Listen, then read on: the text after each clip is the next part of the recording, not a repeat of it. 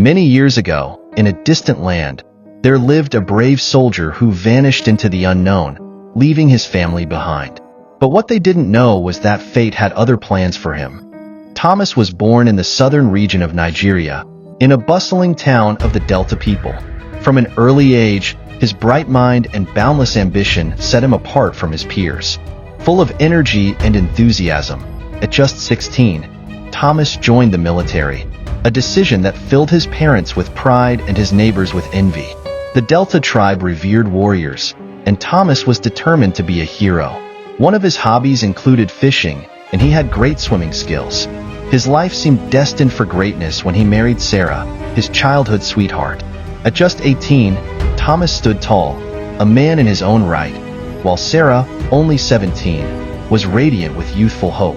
Their love was pure and unshakable, forged through years of shared laughter, whispered dreams, and stolen glances by the riverside.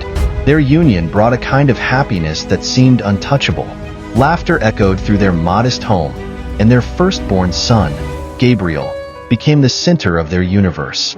With each day, their love grew deeper, and when Sarah announced she was expecting another child 2 years later, Thomas felt as though his heart could burst with joy. But life, as the elders often said, is a river that twists and turns without warning. Just as they prepared for their second child's arrival, a letter arrived, summoning Thomas to duty. He had been chosen for a peacekeeping mission overseas, a task that filled him with pride, but also a sense of foreboding. On the eve of his departure, Thomas held Sarah close under the moonlight, her belly heavy with the child they would soon welcome. "I'll return before you know it," he whispered, his voice steady but his heart trembling. Sarah wept silently, clutching his uniform as though it would anchor him to her. "Promise me you'll come back," she said, her voice breaking. "Promise me." He kissed her forehead, sealing a vow that he intended with all his heart to keep. Along with his troops, Thomas set sail on a massive ship bound for foreign shores. The journey across the ocean was both exhilarating and daunting. The vastness of the sea reminded Thomas of the Delta waters back home, but the camaraderie of his fellow soldiers kept him focused.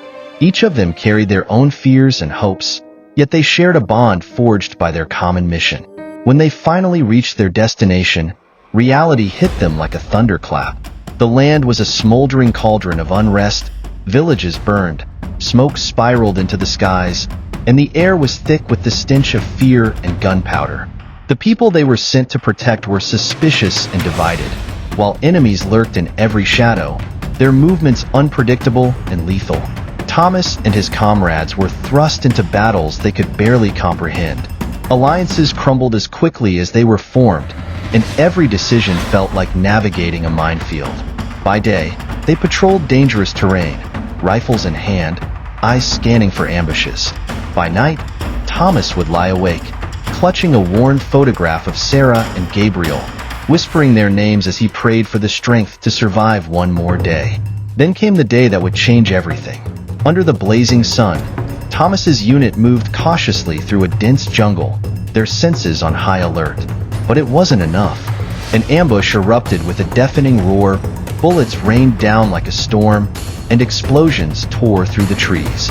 Chaos ensued as his comrades fell one by one, their cries swallowed by the cacophony of war. Thomas fought bravely, his instincts guiding him as he returned fire. But a sudden explosion threw him into the air. Pain seared through his body as shrapnel tore into his side. As his vision dimmed, he saw his unit decimated, their blood soaking the earth. Darkness claimed him, and his limp body was carried away by the raging current of a nearby river. For days, Thomas drifted, caught between life and death. The ocean carried his battered body far from the battlefield. The scorching sun blistered his skin, while the frigid nights sapped what little warmth remained in his bones. His mind teetered on the edge of despair, haunted by the faces of his fallen comrades and the distant memory of his family. Finally, fate intervened. Fishermen from a remote Caribbean village spotted his nearly lifeless body while they were fishing. The village was nestled on a small island, surrounded by the vast expanse of the Caribbean Sea, making it feel like a hidden gem in the heart of the ocean. With a mixture of caution and urgency, they pulled him aboard their small boat. His body was broken, his breathing shallow, but there was still a faint spark of life. The villagers, kind and resourceful, took him in and nursed him back to health. Their women cleaned his wounds with herbal remedies, and their elders whispered prayers over him. Slowly, Thomas regained his strength, but the world around him felt alien. The villagers spoke a language he couldn't understand, and their customs were unlike anything he had known. One of the fishermen took him in. He would go fishing with them most times, but yet isolation weighed heavily on him. Each day a reminder of how far he was from home bothered him. Back home, Sarah gave birth to a healthy baby boy after 5 months of her husband's departure. She named him Joshua. She cradled him in her arms, her heart torn between joy and sorrow. The news that Thomas's unit had been wiped out reached the village soon after, and with it came the unbearable weight of grief. Yet Sarah refused to let go of hope.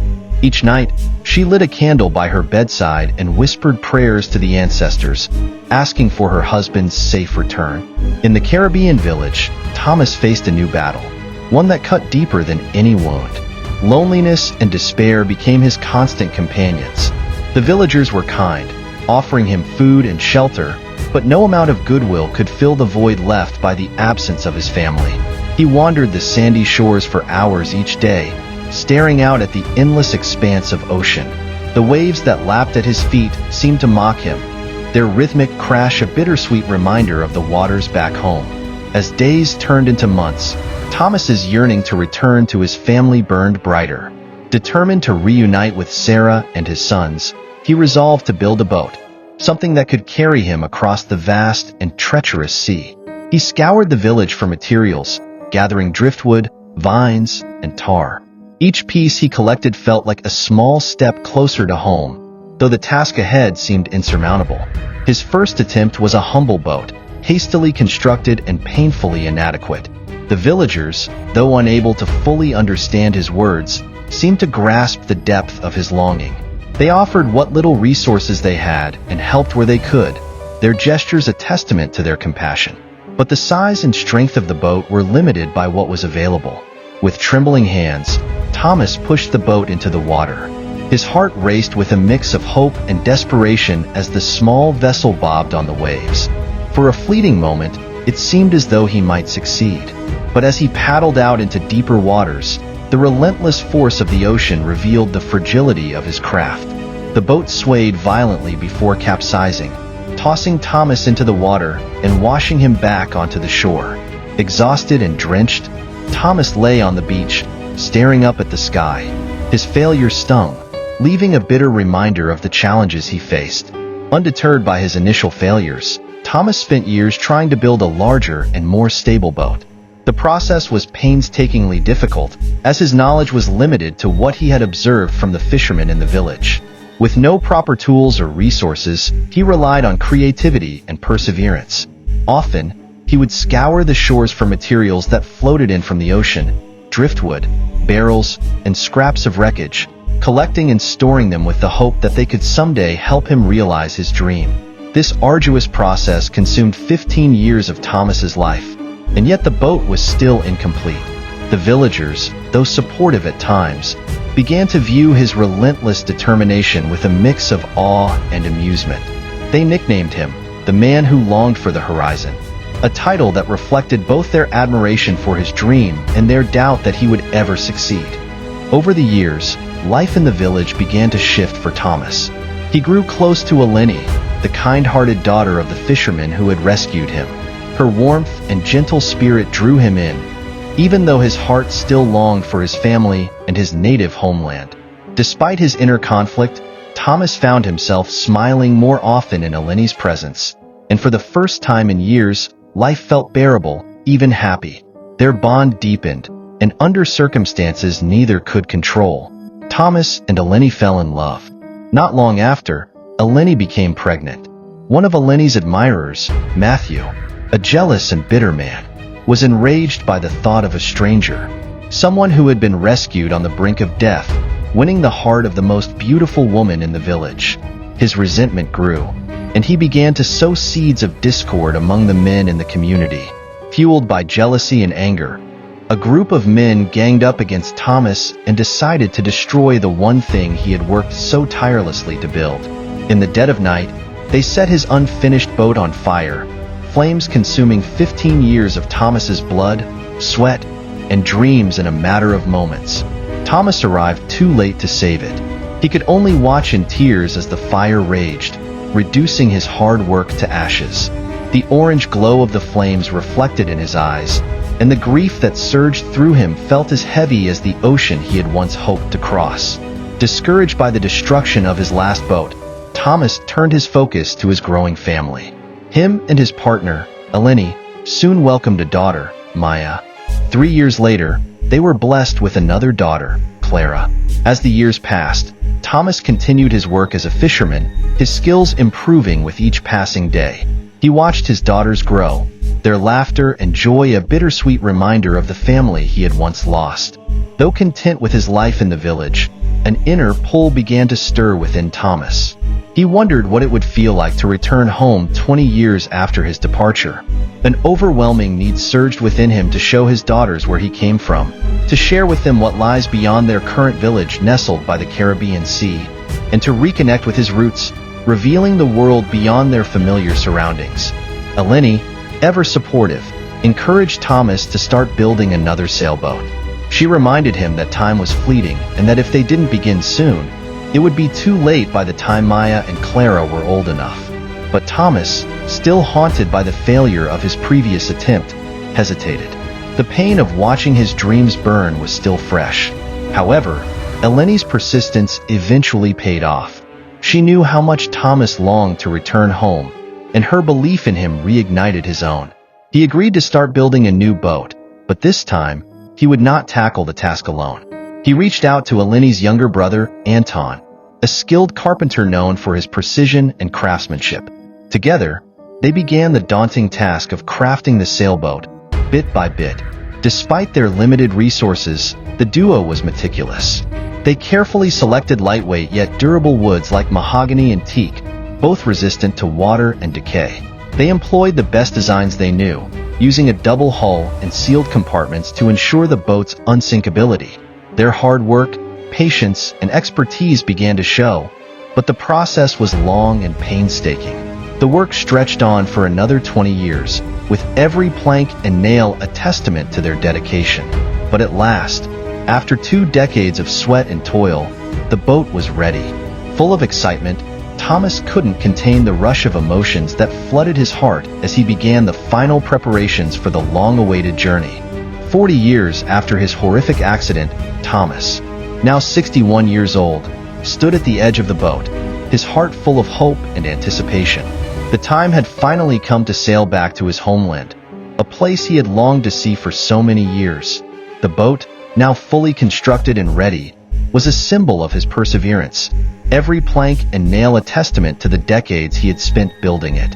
His daughters, Maya and Clara, now grown, stood beside him, their faces filled with excitement and curiosity. His wife, Eleni, ever supportive, stood with a gentle smile, her eyes gleaming with both pride and relief. Anton, Eleni's younger brother, was there too, along with 2 other men from the village who had lent a hand in the sailboat's construction. They all gathered on the shore, their expressions a mix of nervous excitement and quiet pride. As the sailboat began to glide out of the village harbor, Thomas felt an overwhelming surge of emotion. His heart raced as the boat cut through the waves, leaving the familiar shores behind. The Caribbean Sea, which had once been a symbol of isolation, now felt like a path leading him home.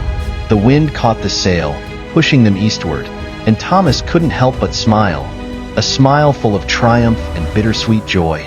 In that moment, the weight of the past 40 years seemed to lift.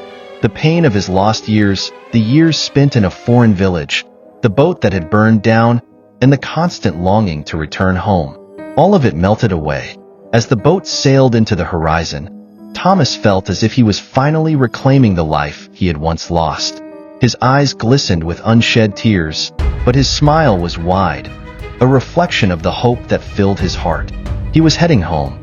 After 12 weeks on the sea, they finally reached the shores of southern Nigeria. Thomas's return home was bittersweet. The village had changed, but the familiar scent of the delta waters was unmistakable. His heart pounded as he approached his old home, now unfamiliar yet achingly familiar. He met new faces who explained that Sarah had moved out and sold the house to them 17 years ago. They directed him to where Sarah now lived. With his heart pounding, Thomas approached Sarah's new home. Memories of the night he promised her he would return flooded his mind. He saw her tending to her garden, and the sight sent goosebumps across his skin. Sarah looked up and froze. Her tools fell from her hands as she stared in disbelief. "Thomas," she whispered, her voice trembling. "It's me," he said, tears streaming down his face. Eleni, standing behind Thomas, asked softly, "Is this Sarah?" Sarah's gaze shifted to Eleni, and her expression changed. "Who is she?" she demanded. Thomas hesitated, struggling to find words, but Sarah quickly pieced it together. She noticed the two girls standing close to Eleni and understood. "Leave my house right now," Sarah screamed, her voice laced with fury and heartbreak. "I wept for you every day, thinking you were dead, and here you are with another family?" Tears streamed down her face as she continued. "I raised 2 children alone. I was forced to move on, and now you come back after 40 years of silence." Sarah's husband, a renowned blacksmith who had been with her for 17 years, came out upon hearing her shouting. He stood protectively beside her and ordered Thomas to leave. Thomas, overwhelmed with disappointment and unable to explain himself, turned and left with Eleni and the others. The next day, filled with determination, Thomas decided to return and explain his story. Accompanied by Eleni and Anton, he approached Sarah's house again. As they got close, Sarah came out, screaming, "Why are you here? Go back to your family. You've done enough harm." Gabriel, his first son, now a man of 42, stepped outside. His eyes burned with anger and pain. "Mother, is this my real father?" His mother nodded in agreement with tears rolling down her cheeks. "You left us," Gabriel accused, his voice shaking. "You left our mother and had another family? I grew up with no father because of you." Joshua, now 40, appeared behind Gabriel, his face a mix of shock and disbelief. He couldn't comprehend how this man could have abandoned them for so long. The weight of the situation caught the attention of the villagers and elders, many of whom were shocked to learn that Thomas was still alive. Thomas fell to his knees, his voice breaking as he began to recount his harrowing journey. He described the ambush, being swept away by the river, the fishermen who rescued him, and the decades he spent trying to escape the Caribbean village. "I never stopped thinking about you," he said, his voice trembling with emotion. The village elders, moved in Thomas' story, urged the family to listen with open hearts. Eleni and Anton spoke up, describing how Thomas had tried and failed countless times to return home. They painted a picture of his resilience and unyielding hope. Sarah, torn between the love she once had for Thomas and her new life, wept uncontrollably. Gabriel's anger began to soften as he saw the pain in his father's eyes. That evening, the family gathered in the presence of the elders, sharing stories, tears, and memories. Thomas met his grandchildren for the first time, marveling at the life he had missed. Eleni, though an outsider, was welcomed with warmth, her daughters curious and eager to learn about their extended family. The village buzzed with stories of Thomas's return, and the elders organized a ceremony to honor his resilience and reunite the fractured family. Drummers played, dancers performed, and the air filled with the scent of roasted fish and palm wine. As the sun set over the village, Thomas stood before his family, humbled and grateful. "I've made many mistakes," he said, his voice steady, "but I never stopped loving you." Gabriel and Joshua stepped forward, embracing their father. Tears streamed down their faces as the crowd erupted in cheers. The ceremony ended with a traditional prayer, thanking the gods for Thomas's safe return. In the days that followed, Thomas worked to rebuild his relationships with his family, sharing stories of his life in the Caribbean and marveling at how his homeland had both changed and stayed the same. After several weeks, Anton and the other 2 men decided to return to the Caribbean using the boat. Eleni and her daughters found a place in the community, embracing their new roots. They lived happily with Thomas in his homeland. Thomas, now an elder, became a storyteller, sharing his tale of loss, survival, and his days as a soldier. His story became a legend, a testament to the resilience of the human spirit and the enduring power of love and forgiveness. This tale reminds us of the profound impact of perseverance, even in the face of overwhelming odds. It also underscores the importance of forgiveness and healing, showing how broken bonds can be mended with time, understanding, and love. Thomas's journey proves that while wasted years may cast long shadows, new beginnings are always possible. It reminds us that as long as there is life, there is hope, and anything is achievable. If you enjoy this story, please click the like button and share your thoughts in the comments. Don't forget to subscribe to this channel for more interesting stories. Thank you for watching and see you on the next video.